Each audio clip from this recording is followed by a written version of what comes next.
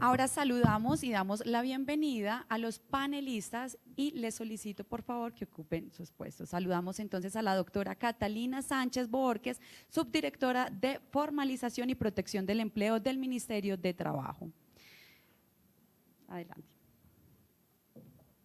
También saludamos al doctor José Daniel López, director ejecutivo de Alianza IN. También nos acompaña el doctor Estefano Farnet, director del Observatorio de Mercado y Trabajo y la Seguridad Social de la Universidad Externado. Adelante. Y le cedo la palabra nuevamente al director de Estudios Sectoriales para el Sector Trabajo, Iván López Dávila, quien moderará este panel.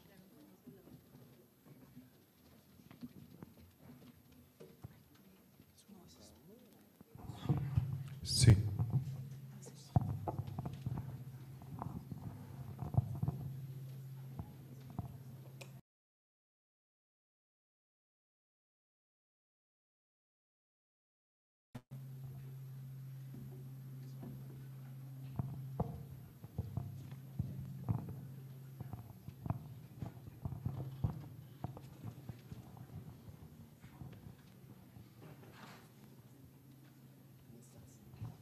Muy buenos días nuevamente. Hola, hola.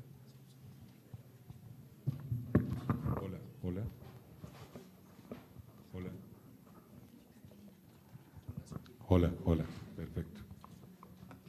Bueno, nuevamente agradeciendo la presencia de todos ustedes en este evento y especialmente a nuestros panelistas, quienes generosamente no solamente nos acompañan hoy, sino en las reuniones previas de preparación, elaboración de preguntas, conclusiones, toda la dinámica que hemos generado con ellos.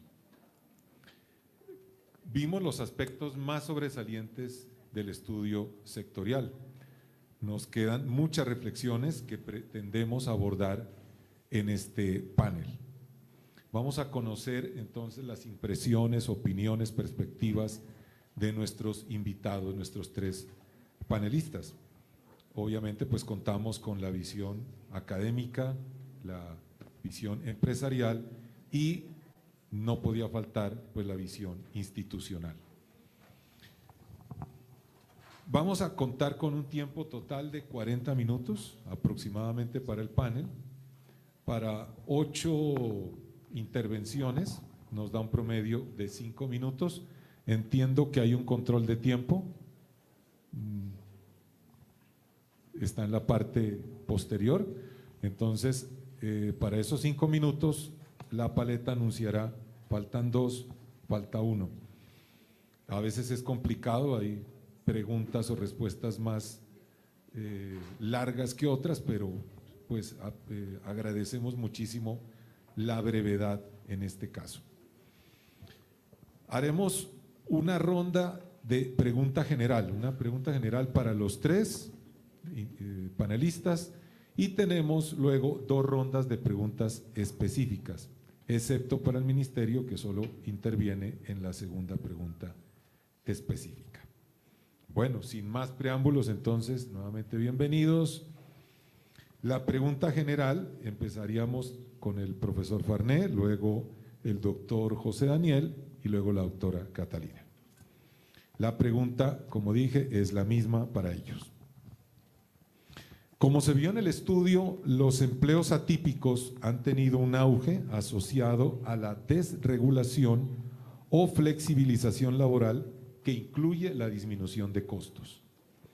En ese sentido, la pregunta es, ¿la recuperación de los derechos laborales, horas extras, dominicales, indemnización por despidos, entre otros, contenidos en la propuesta de reforma, cómo incidirá sobre la tasa de desempleo y la disminución de la informalidad?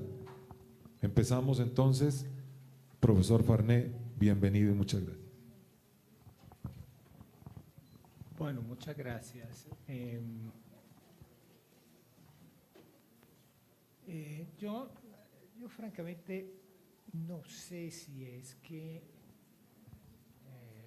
aumentar el horario nocturno es un indicador de gran calidad del empleo, tengo que decir la verdad, ¿sí? yo creo que esta discusión se tiene que dar a otro nivel, ¿sí?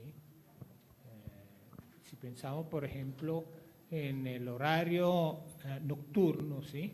En la propuesta inicial del gobierno de reforma laboral se proponía de 6 de la noche a 6 de la mañana, y esto nos hacía el único país en América Latina que tenía este horario nocturno era Panamá.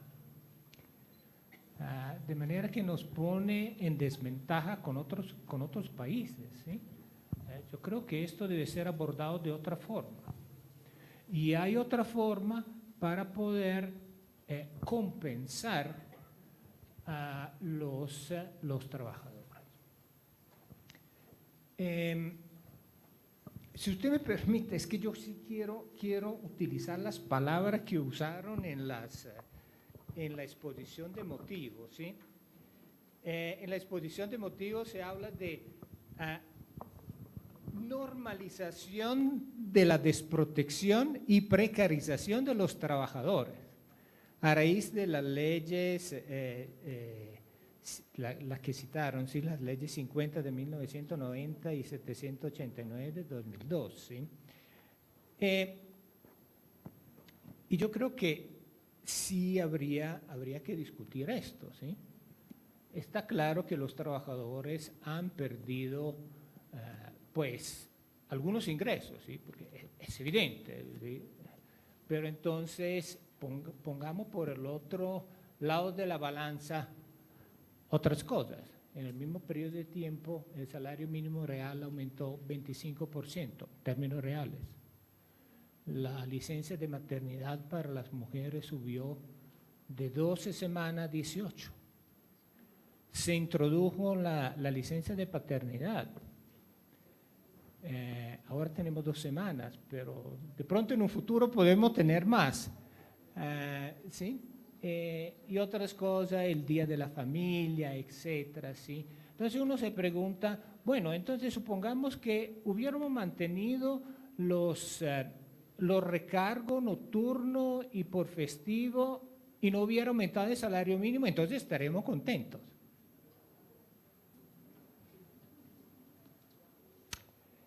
A mi manera de ver, esta es una visión muy limitada hacia atrás. Es decir, esto es cómo queremos ver el futuro del mercado de trabajo en este país.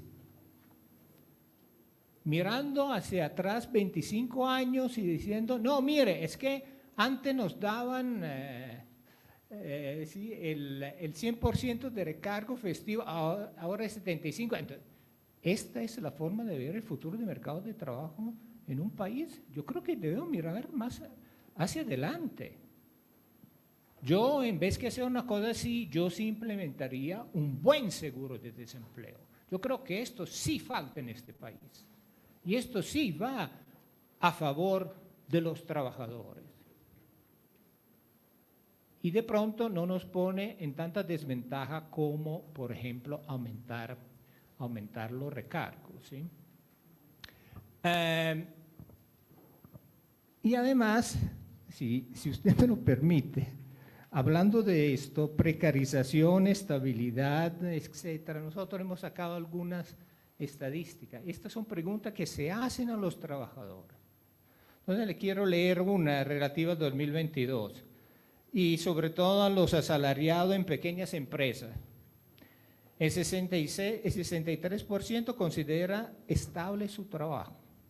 El 74% está conforme con la modalidad contractual. El 71% no desea cambiar empleo. El 80% está satisfecho con su trabajo actual.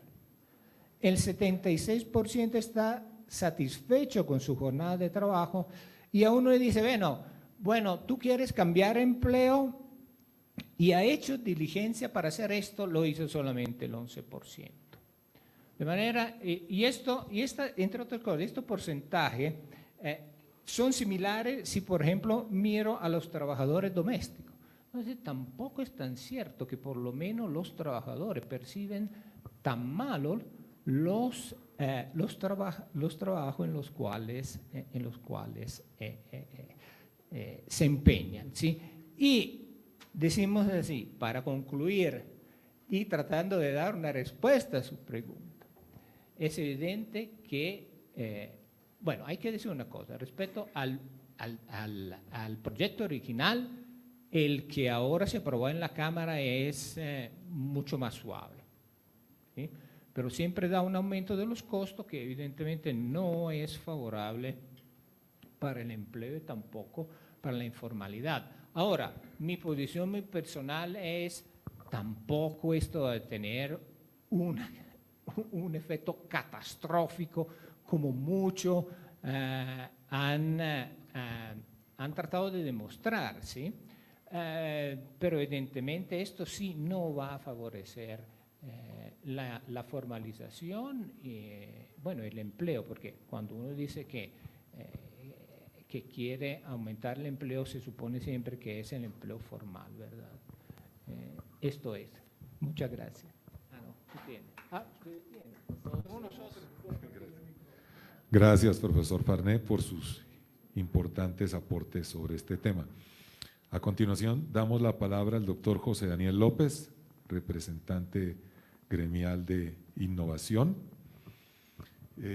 para que nos exprese su posición al respecto. Bien, pues muchas gracias, Miguel. Un saludo a Catalina, a Estefano, al equipo de la Contraloría General que nos ha hecho esta invitación y a todos los presentes. A ver, quisiera basarme en la hipótesis que hace el estudio de la Contraloría que hoy se presenta, que básicamente, digamos, simplificándolo, dice que en efecto ha habido un boom del empleo atípico en las últimas décadas. Asumo yo que cuando se alude a empleo atípico no solo se alude a la relación laboral, digamos al contrato de trabajo que implica un poco a lo que puede aludir la palabra empleo, sino también, digamos en un sentido más amplio, se refiere al trabajo atípico. Y se indica que si bien eso ha ayudado a aumentar o a reducir los índices de desocupación y de desempleo, esto ha ido acompañado de un proceso de deterioro de las condiciones de trabajo desde los estándares de trabajo decente. Y esa hipótesis da en la nuez de una discusión que es nacional pero que también es global sobre el trabajo a través de plataformas digitales. Y quiero ponerlo en situación, quiero que pensemos en las personas a las cuales contactamos a través de una plataforma de domicilios para que nos lleven una hamburguesa a la casa o nos lleven el mercado o nos lleven un producto de farmacia. Es un oficio, digamos, no el oficio del domiciliario, que es un oficio antiguo. Todos recordamos al muchacho en la bicicleta o a la muchacha que llevaba domicilios de una tienda a la casa y uno simplemente llamaba. Pero lo que sí es nuevo es que la tecnología llegue para hacer posible ese contacto a gran escala, para facilitarlo para el ciudadano y para escalarlo, digamos, a las proporciones que vemos hoy en todo el mundo. Y entonces, ¿cuál es el impacto de eso en términos de creación de trabajo? Es un impacto importantísimo. Yo sí quiero, antes de referirme al estándar o al tema de trabajo decente, yo sí quiero que nos preguntemos qué habría sido esa coincidencia entre pandemia y boom de la migración venezolana como consecuencia de la crisis humanitaria en el país vecino, sin la existencia de las plataformas de domicilios. ¿Qué habría pasado con esos decenas de miles de jóvenes que llegaron a Colombia perseguidos o para no morirse de hambre como consecuencia de un régimen autoritario, ya que el tema está tan de moda, o totalitario casi, o sin el casi? Y tienen que llegar acá a hacer una vida y a subsistir y a encontrar oportunidades, y encontraron en plataformas como Rappi, como Mensajeros Urbanos, como Pivox, como Didi Food, oportunidades y medios para generar ingresos. ¿Y qué habría pasado? ¿Cuál habría sido la suerte de esos jóvenes migrantes? No de todos, por supuesto, de una porción de ellos, sin estas plataformas. Entonces sí, sin duda, estas plataformas generan trabajo en unas cantidades muy importantes. En Alianza IN, que es el gremio que yo dirijo, que agrupa a distintas plataformas digitales, entre ellas esas, calculamos que hay alrededor de 120.000 personas en Colombia que total o parcialmente, la mayoría parcialmente, cerca del 80% dedicando menos de 20 horas al mes, trabajan como domiciliarios. Entonces, ahí hay un impacto muy importante en las tasas de ocupación del país, pero nosotros entendemos que no se trata simplemente de una discusión o de una especie de falso dilema en donde usted cambia o reemplaza más plazas de trabajo, si se quiere, a cambio de menos estándares de trabajo digno. La pregunta es cuál es el estándar de trabajo digno, y esa es la discusión de la que se ocupa la reforma laboral. Yo quiero en este punto invocar o mencionar más bien el artículo 25 de la Constitución. En 1991 no había plataformas de domicilio, nadie tenía correo electrónico, ni siquiera de Hotmail. No, el internet apenas estaba como llegando en los países más desarrollados, pero los constituyentes sí dijeron en el artículo 25 que el trabajo es un derecho protegido en todas sus formas. Y eso es muy importante porque significa que o si no diría que el trabajo se protege a través del contrato de trabajo a término indefinido, y dice no.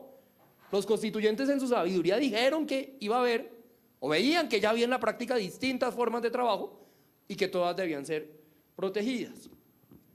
Y en ese punto, yo sí creo que el proyecto de ley de reforma laboral, en lo que alude en específico a las plataformas de domicilios y a los domiciliarios, contiene unas oportunidades de avance importantísimas. Yo no sé si todos lo saben, pero el Ministerio del Trabajo y el gremio que agrupa las plataformas, con el apoyo de la mayoría de los domiciliarios, alcanzaron un acuerdo para regular este tema.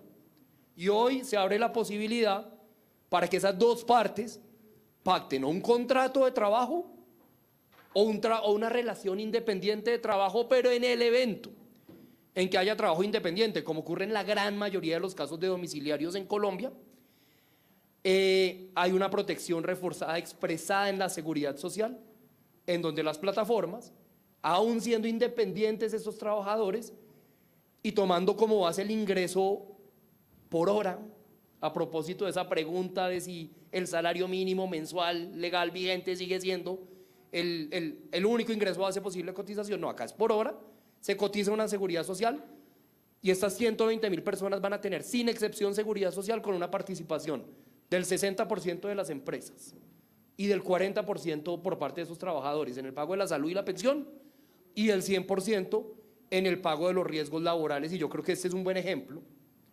En medio de un mundo que se polarizó en esta discusión, en Colombia encontramos una fórmula media de cómo proteger, de cómo avanzar en trabajo decente, sin meter a la fuerza el trabajo digital del siglo XXI en categorías que posiblemente lo terminarían asfixiando. Gracias, doctor José Daniel, por sus importantes opiniones. Cerramos esta primera ronda de pregunta general con la doctora Catalina Sánchez Borges, subdirectora de Formalización y Protección del Empleo de Mintrabajo, quien nos dará su importante visión desde la perspectiva institucional.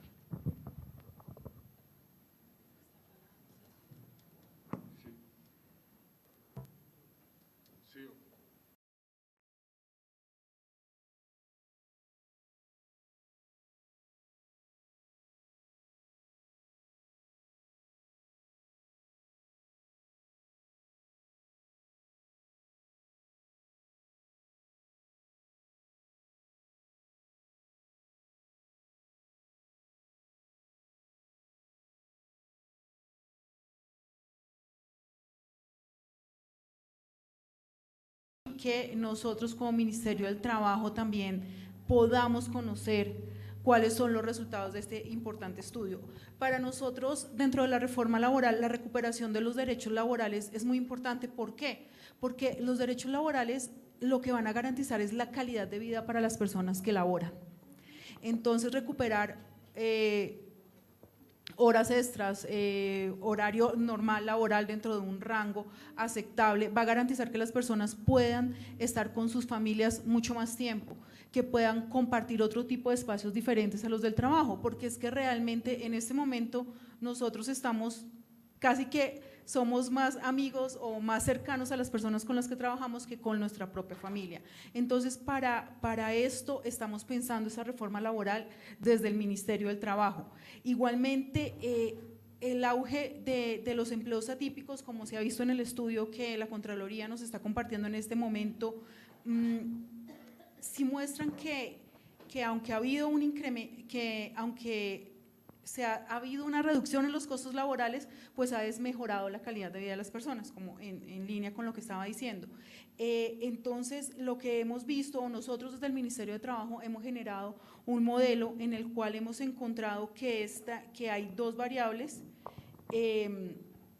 entre el aumento del salario real y el aumento de la formalización de los trabajos, que junto con la reforma laboral sí producirían un impacto positivo en la formalización y en la baja tasa de informalidad laboral.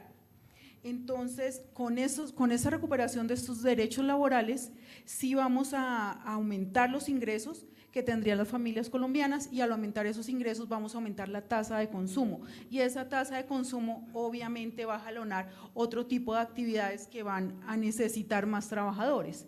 Entonces, en ese sentido, hemos pensado nuestra reforma laboral.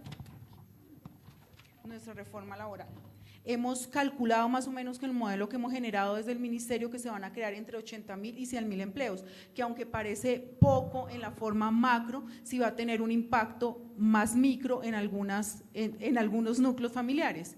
Entonces, así es como la hemos pensado, y así vamos a reducir pues la brecha que va a haber entre formalidad e informalidad. Muchas gracias, doctora Catalina. Como ustedes pueden ver, tres visiones bien interesantes, pero yo diría que complementarias. Vamos ahora entonces con nuestra primera ronda de preguntas específicas. Empezamos con el profesor Farné. Profesor, ¿se considera que los empleos atípicos han incidido en la disminución de la calidad del empleo? Desde su labor de investigador sobre el tema laboral, ¿cuál sería su percepción al respecto? Bueno, pero déjame concluir lo que la primera pregunta, ¿sí?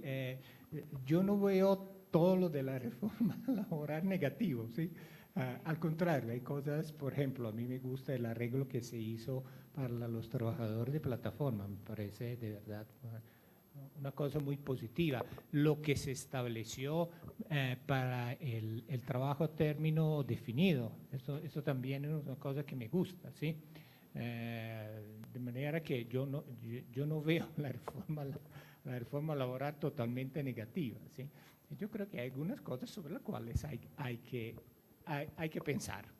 El trabajo típico, pues sí, el trabajo típico, lo que pasa es que el trabajo típico en los países menos desarrollados siempre hubo y era muy importante. Lo que pasa es que era informal. Con el tiempo hemos logrado que el trabajo atípico se volviera formal. Formal en el sentido que tiene derecho a una serie de beneficios, ¿sí? Por ejemplo, salud, pensiones, riesgos profesionales, todo lo que viene con la formalización, ¿sí? Entonces, los trabajadores que trabajan de medio tiempo o de tiempo parcial tienen derecho exactamente a todas las prestaciones como lo tienen los demás, ¿sí?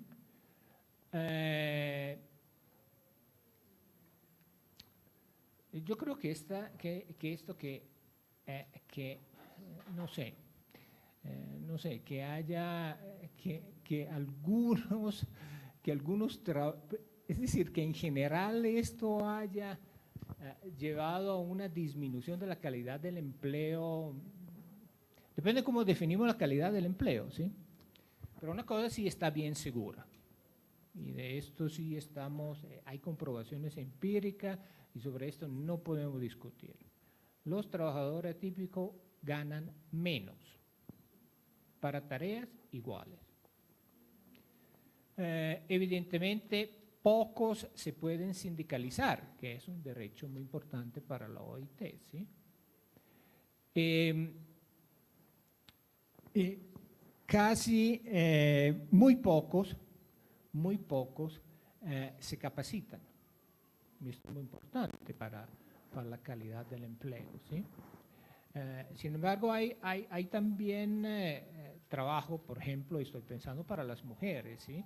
Un trabajo de medio tiempo que puede ser de muy buena calidad porque le permite hacer otras cosas y combinar otras tareas, y esto en muchos casos es muy importante, ¿sí? Pero sí, hay que reconocer que el trabajo atípico en el promedio, ¿sí? Si bien tienes unos derechos, tiene garantizado unos derechos básicos, sí tiene unas cualidades comprobadas, entre otras cosas, ¿sí? Hay varios estudios que han comprobado esto, ¿sí? Sobre esto no hay discusión, ¿sí? De manera que sí, bajo ciertos aspectos es verdad que el trabajo atípico es de menor calidad, aun si no podemos decir que todo el trabajo atípico es de menor calidad. Gracias, profesor. Sí, además, retomando su primera respuesta, usted también nos habló de una encuesta sobre calidad del empleo y dio una visión, digamos, atípica, ¿no? Que va, digamos, contradice esa tendencia a creer que hay una disminución general de la calidad del empleo. Creo que esa respuesta debemos complementarla también con esta visión, que hay una satisfacción general frente a condiciones de empleo. Creo que debemos unir esas dos respuestas y tener una visión general.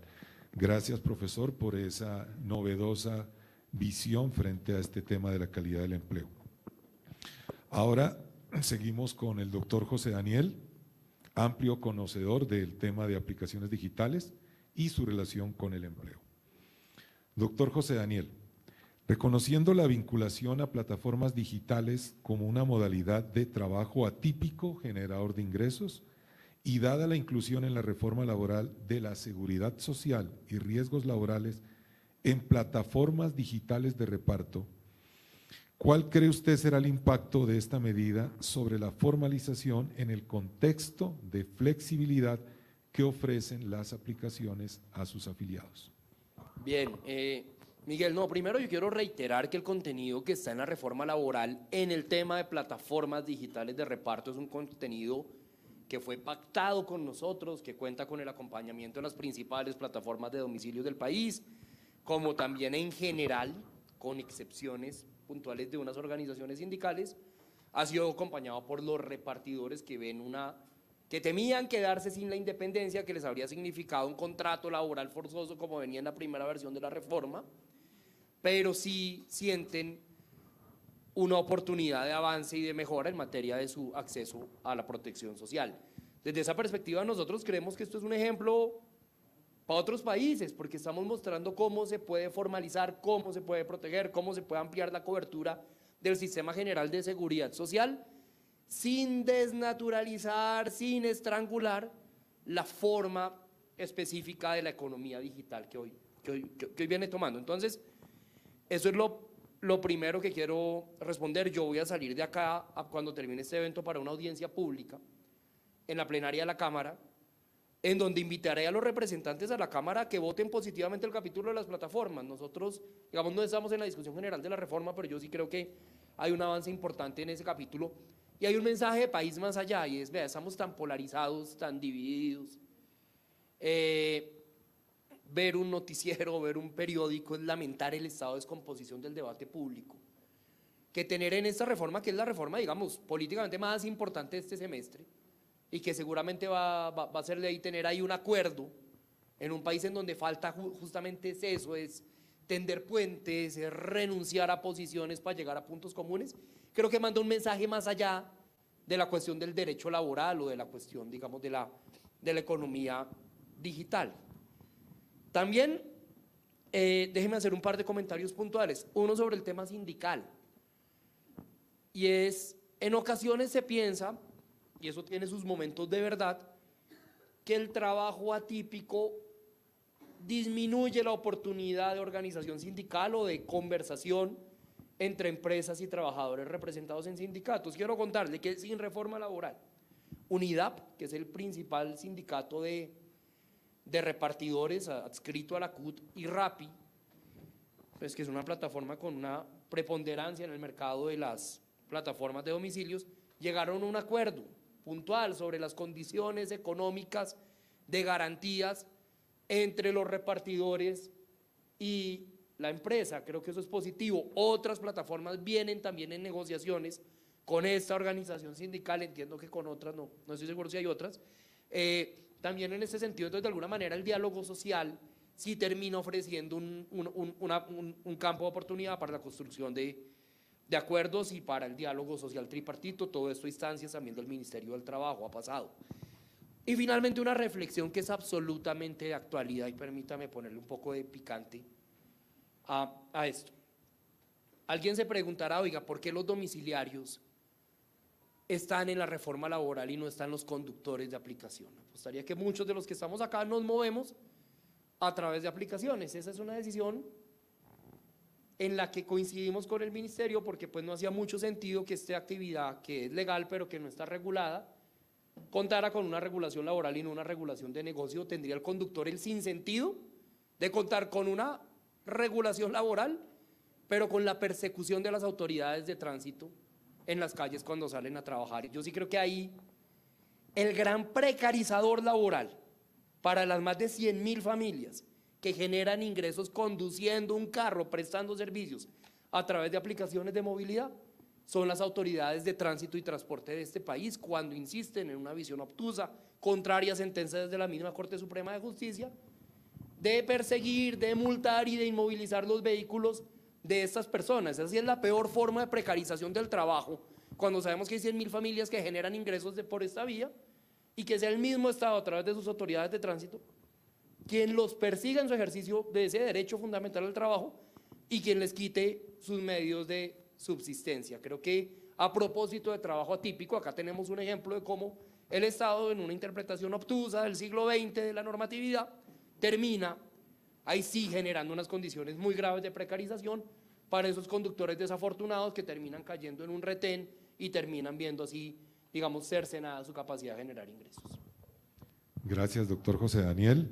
Es satisfactorio saber que hay coincidencias entre el sector gremial y el institucional frente a estos temas en la propuesta. Doctor, importante que en esta época de polarización y en esta época de crisis haya ese acuerdo y que haya una satisfacción y una posible solución frente a un tema tan importante. Vamos a nuestra segunda ronda de preguntas específicas. Continuamos entonces con el profesor Farné. Profesor, sabemos que usted es un estudioso de la figura del piso de protección social. Este piso de protección social, expedido a través del decreto 1174 del 2020, considerado luego como inexequible, fue considerado novedoso en su momento, aunque con bajo impacto de trabajadores vinculados bajo esta figura. ¿Qué opinión le merece su eliminación dentro del ordenamiento laboral colombiano? Bueno, la verdad es que a mí nunca me ha gustado, de manera que me parece fantástico. Abolido, ¿sí? Y te voy a contar por qué no me gusta, o mejor dicho, que no me fascina, no me parece. A ver, sí, claramente, bueno, primera cosa, funciona o aplica para personas que trabajan menos del tiempo completo y por esta razón ganan menos que un salario mínimo.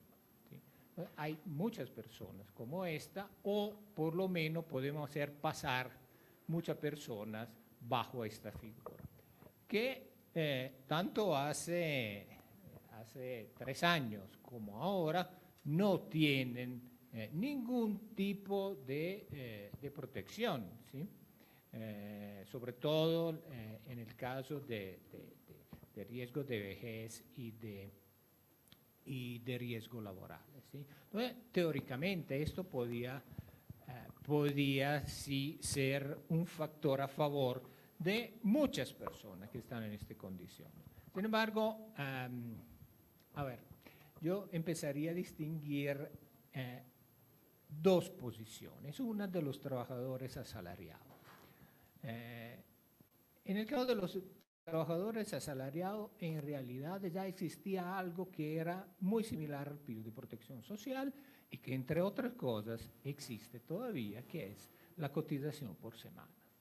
De manera que ya había una forma para poder contratar personas que trabajan menos horas y por esto ganan menos que un salario mínimo. De manera que en realidad no era una gran novedad, pero la gran novedad es que si yo considero a los trabajadores asalariados, esto iba a generar una discriminación laboral que yo no entiendo cómo no, es decir, no podía pasar el examen de la Corte Constitucional, ¿sí? Considere una persona consideramos una empresa que contrata una señora de los tintos a tiempo completo y le paga un salario mínimo, pero quiere también contratar otra persona, otra señora de los tintos de medio tiempo, por la razón que sea. Entonces, la primera va a ser contratada en el régimen contributivo de salud. La segunda aplica el piso y va en el régimen subsidiado. Ya ahí la segunda no tiene prestaciones económicas. La primera, la que gana un salario mínimo, está afiliada al régimen general de pensiones. Y entonces tiene todos los servicios, y tendrá derecho a una pensión de verdad, eventualmente una pensión de invalidez, etcétera, podrán una pensión de sobreviviente, todo. La señora que trabaja de medio tiempo está afiliada a los BEPS, es decir, todas estas cosas no existen. Únicamente tiene un seguro inclusivo que en el caso de un grave problema de origen común le hubiera dado alguna platica. Y en el caso de riesgos laborales, la señora que trabaja normalmente con un salario mínimo, etcétera, tiene toda la cobertura. La señora que trabaja de medio tiempo y está en el piso mínimo tiene solamente un seguro inclusivo que pues sí le cubre algunas cosas, pero no le va a dar una pensión si acaso tiene un accidente de trabajo. Eso a mí me parece inconcebible. Es decir, ¿cuál es la culpa de la señora de los tintos que trabaja medio tiempo frente a la señora que trabaja de tiempo completo? No hay ninguna razón para pensar una discriminación tan grande, ¿sí?, entre los dos tipos de trabajadores. Y además que no se debe a las características de los trabajadores, ¿sí? Ellas desarrollan la misma función. La otra cosa es el piso para los independientes, que de pronto aquí sí ha sido un tumbe. Primero porque ya existía un sistema al cual se podían afiliar los trabajadores independientes, que es lo que se había llamado los BEPS tradicionales. ¿Cuál es la diferencia que se introduce con el piso de protección social? Que mientras los BEPS tradicionales tenían un microseguro, el piso de protección social tenía un seguro inclusivo. El seguro inclusivo cubría más eventos desastrosos, daba mejores prestaciones. El hecho es que los trabajadores independientes terminaban financiando esta mejora en los seguros, porque de la cotización que hacían, a ver, si yo estaba en un BEP tradicional, yo cotizaba 10,000 pesos, estos 10,000 pesos iban a mi cuenta. Si yo estaba en el periodo de protección social, me quitaban el 6.6% para financiar el seguro inclusivo. Pero esto a los independientes nunca se lo contaron. Nunca se lo contaron. Le contaron la belleza de tener un seguro inclusivo mejor. Y que tienen capacidad de ahorro muy reducida. Si lo vamos a quitar hasta el 6.6%, estamos fregados, ¿sí? Es decir, de manera tal que el periodo de protección social, de pronto, yo no sé cuál era la conveniencia para un trabajador independiente pasarse de lo que existía a el periodo de protección social. De manera que yo sí creo que esta es otra de las medidas que este gobierno ha tomado y es positiva. Gracias, profesor Farné. Pues por lo visto es un tema bastante difícil de abordar, porque también está el tema del umbral garantista. Entendemos que obviamente si se va a pagar medio salario, pues como una forma de disfrazar la protección de derechos, indudablemente es negativo. Hay una discusión que estuvimos intentando dar, pero se complicaba mucho el panel y era precisamente esa: si era posible abrir la discusión en el país sobre el umbral garantista, ¿sí? Pero basado en protección, no pagar menos para que quedes protegido. Entonces, ese es un tema que habrá que discutir en los próximos años. Muchas gracias, profesor Farné. Continuamos entonces con el doctor José Daniel, en línea con la pregunta anterior que le formulamos a usted sobre el tema de vinculación a plataformas. Continuando con las inquietudes frente al empleo que generan estas plataformas, ¿qué dificultades observa usted para avanzar en la regulación de otras modalidades de plataforma como las de transporte y lograr así su formalización? Bien, pues yo creo que ahí reitero y profundizo un poco un punto que mencionaba anteriormente, y es la situación de los conductores que trabajan a través de aplicaciones de movilidad.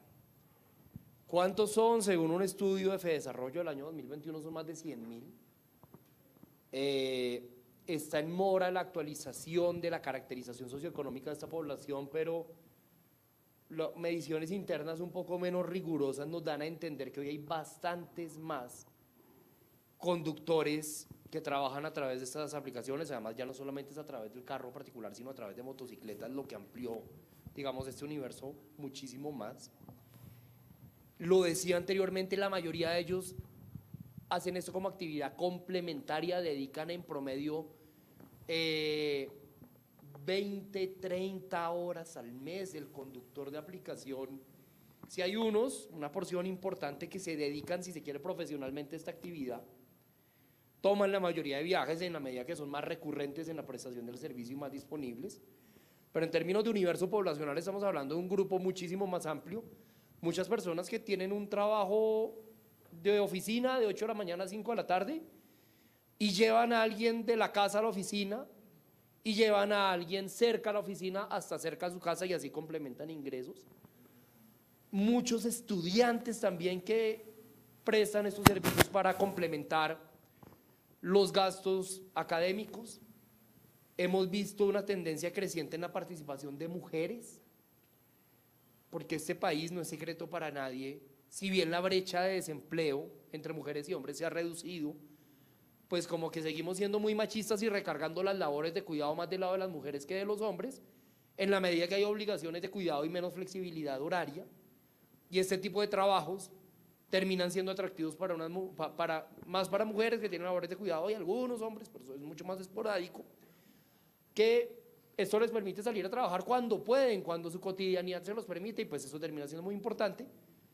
Y también este país, no es secreto para nadie, discrimina laboralmente a las personas en la medida que se van envejeciendo. Entonces es común que quienes nos movilizan por la ciudad también sean personas de más de 50 años que son excluidas del mercado laboral tradicional, muchas de ellas incluso profesionales, pero que ante la falta de oportunidades de trabajo terminan generando ingresos por ese medio. ¿Por qué no están en la reforma laboral? Ya lo explicaba, porque en la medida en la que no hay una regulación específica de esta actividad, el gobierno y la ministra del Trabajo, en mi opinión, con buen tino, consideró que el orden de las discusiones era importante y que primero debe darse la discusión regulatoria de la actividad y luego la discusión laboral, y ahí seguramente Pues lo que todos nos preguntamos es por qué en Colombia, cuando uno llega a otros países y llega y aterriza en un aeropuerto y encuentra una isla para tomar taxi y encuentra una isla para tomar vehículos particulares de plataformas, y porque es una actividad absolutamente reconocida ya cada vez más por países latinoamericanos, porque en Colombia seguimos como en esa bipolaridad institucional, o no sé qué clase de trastorno de personalidad institucional es ese, que todos usamos ese servicio, lo reconocemos, nos encanta, pero hay por allá una ley de 1997 que no lo incluye, porque es que la actividad no existía en 1997, y nos vemos enfrentados a esta parálisis que se traduce en una, digamos, persecución cotidiana a los conductores que trabajan por esta vía en las calles de las ciudades, con un elemento que profundice ese trastorno de personalidad institucional en este tema. Y es que hace 10 años, cuando llega Uber, que es la primera plataforma, pues uno sí entendía que había como una dualidad y una rivalidad entre los taxistas y los conductores de plataforma. Pero hoy vean, en nuestras plataformas, hicimos la cuenta, hay más de 230.000 cuentas inscritas, activas, de taxistas que operan a través de plataformas de movilidad. Puede que haya unos señores dueños de muchos taxis que hoy se oponen y organizan paros y bloquean vías para que acaben las plataformas, pero el grueso no es la ciudadanía, que nos apoya mayoritariamente, sino el grueso de los taxistas. Ya no ven las plataformas un problema, sino es un aliado para generar ingresos y para conseguir viajes más seguros. Entonces, ¿dónde está el balón? Sin duda, el balón está en que ese gobierno entienda lo que no entendió el gobierno del presidente Duque, lo que no entendió el gobierno del presidente Santos, y es que en lugar de insistir en el camino sancionatorio, entienda que acá el camino, en vez de la prohibición, es el de la regulación. Y eso sí, eso requiere liderazgo, requiere voluntad, requiere valentía y requiere arrojo, que es uno de los atributos más importantes que todos debemos reclamarle a nuestros gobernantes. Gracias, doctor José Daniel.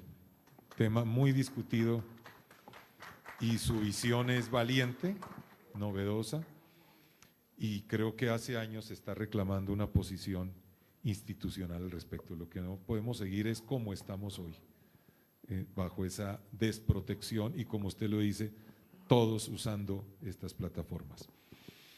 No podemos cerrar este panel entonces sin conocer la visión institucional del Ministerio de Trabajo, representado hoy por la doctora Catalina Sánchez. La pregunta para ella es: ¿qué comentarios tiene usted desde el Ministerio de Trabajo frente al estudio sectorial de la Contraloría General de la República?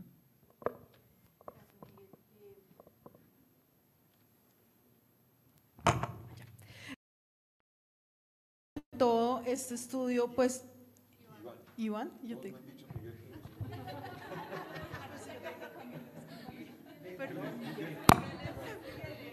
Pero pues Miguel fue, qué pena con todos.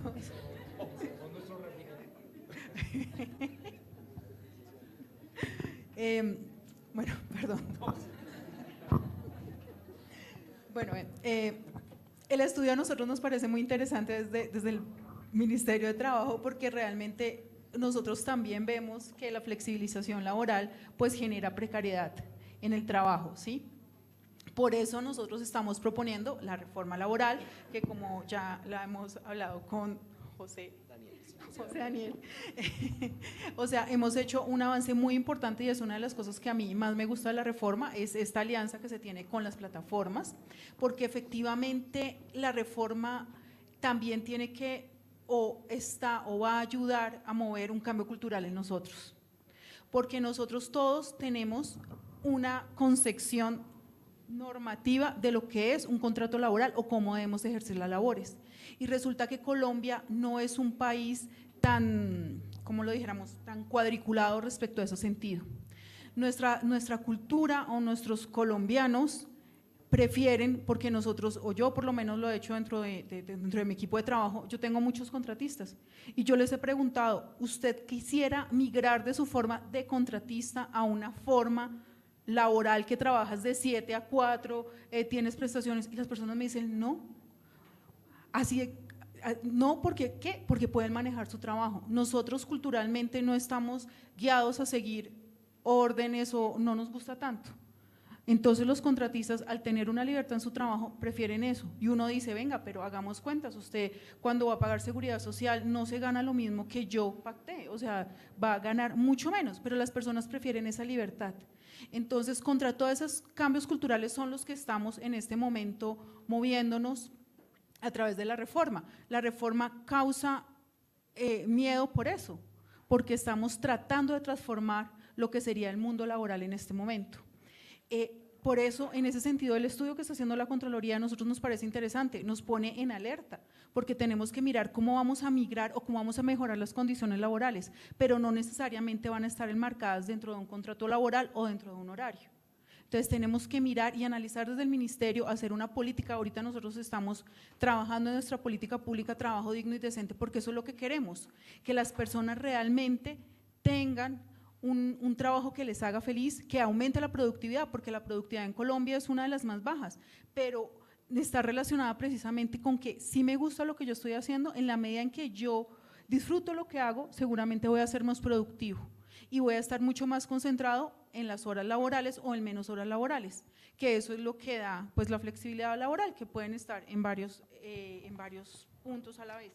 Si bien es cierto, aquí hay un punto que nos pone como el dedito en la llaga, que es lo que pasa con nuestro IBC, Inspección, Vigilancia y Control. Claro, nosotros estamos mejorando en ese sentido, porque nosotros, imagínense, IBC tiene una territorial en cada departamento del país. Hay territoriales que tienen muchísimas quejas, o sea, territorial Bogotá, le llegan miles de quejas, Antioquia, son los que más quejas tienen. Hay territoriales que se mueven muy poquito, Guainía, Guaviare, pero eso también tiene que ver es que las personas están conformes, como el doctor Fernández dice, con su trabajo, porque hay personas que también se han normalizado,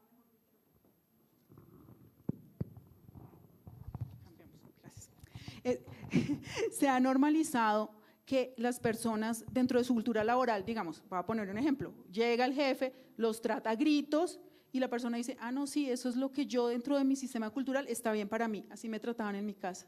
Entonces, nunca van a poner una queja en nuestros territoriales, en IBC, porque no van a sentir el acoso laboral o no se van a sentir instrumentalizados en el momento del trabajo, porque eso es culturalmente lo que tienen. Entonces, también otro trabajo importante que estamos haciendo desde el Ministerio de Trabajo es decirle, venga, las condiciones dignas para su trabajo no es que usted lleguen y lo griten todos los días, sino que le den una instrucción y una instrucción bien dada, señor, usted va a hacer esto, ¿sí? Entonces, eso también es importante para nosotros, en el momento en que las personas conozcan cuáles son sus derechos laborales, sus condiciones laborales dignas, seguramente puede ser que aumenten las quejas o pueden ser que bajen, pero van a hacer y van a exigir que su trabajo sea mucho más digno. Y otro, que eso está transversalizado con el diálogo social, sí es muy importante que las personas se hablen, en la medida que se asocien, que se agrupen, que hagan sindicatos, van a poder compartir experiencias y van a decir, oiga, no, a mí no me tratan así en el trabajo, hay otras formas de tratar a las personas, entonces van a tratar de dignificar o van a elevar el sentido digno que tienen para su trabajo. Muchísimas gracias desde el Ministerio del Trabajo con este estudio, estaremos atentos al siguiente estudio que me dijo Miguel sobre la informalidad laboral. Muchas gracias. Él es Miguel y él es Iván. No. Él es Iván y pero él es Miguel.